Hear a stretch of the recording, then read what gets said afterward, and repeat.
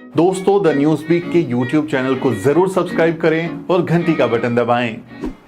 पेरियार ने हिंदू धर्म में पसरे ब्राह्मणवाद का कड़ा विरोध किया। उन्होंने तर्कवाद, विज्ञान, आत्मसम्मान, समानता और महिला अधिकार पर खास जोर दिया। वो ब्राह्मणों की बनाई जाति प्रथा के घोर विरोधी थे। उन्होंने न केवल धर्म ग्रंथों को जलाया बल्कि रावण को अपना नायक भी माना। यूनेस्को ने पेरियार को नए युग का पैगंबर, दक्षिण पूर्व एशिया का सुकरात, समाज सुधारक आंदोलन का पिता, अज्ञानता, अंधविश्वास और बेकार के रीति रिवाजों का दुश्मन कहा है।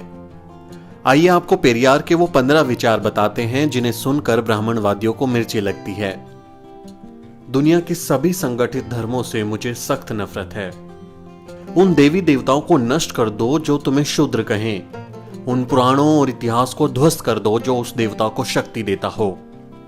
शास्त्र, पुराण और उनमें दर्ज देवी देवताओं में मेरी कोई आस्था नहीं है, क्योंकि वो सारे के सारे दोषी हैं। मैं जनता से उन्हें जलाने और नष्ट करने की अपील करता हूं।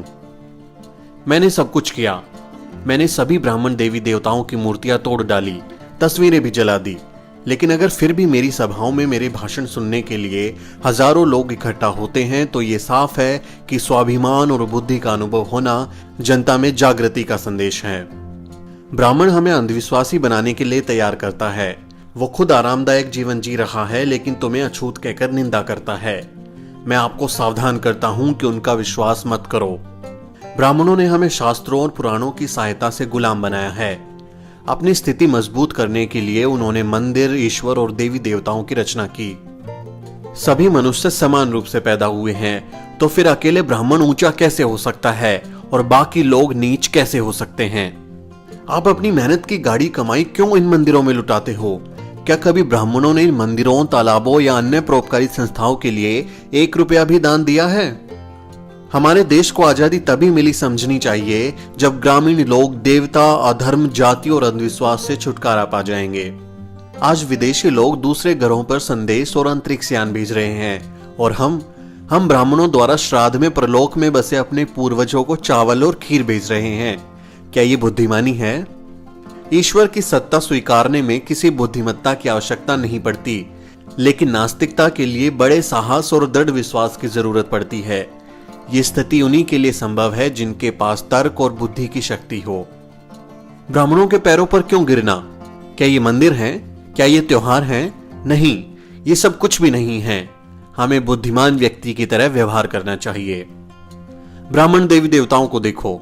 एक देवता तो हाथ में भाला या त्रिशूल उठाकर खड़ा है, दूसरा धनुष बाण, अन्य दूसरे देवी देवता कोई गुर्ज, खंजर, ढाल के साथ हैं।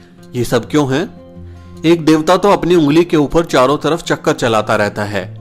ये किसको मारने के लिए है? हम आजकल के समय में रह रहे हैं।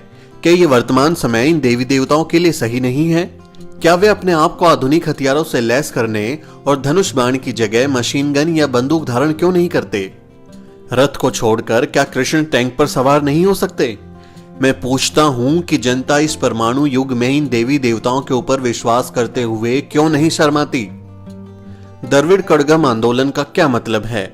इसका केवल एक ही निशाना है कि इस आर्य ब्राह्मणवादी और वर्ण व्यवस्था का अंत कर देना, जिसके कारण समाज ऊंच और नीच जातियों में बांटा गया है। द्रविड़ कड़गम आंदोलन उन सभी शास्त्रों, पुराणों और देवी देवताओं में आस्था नहीं रखता जो वर्ण तथा जाति व्यवस्था को जैसे का तैसा बनाए रखे हैं। पेरियार साहब की ये बातें सुनकर ब्राह्मणवादी जल भुन जाते हैं। पेरियार के इन महान विचारों को अपने साथियों के साथ साझा करें।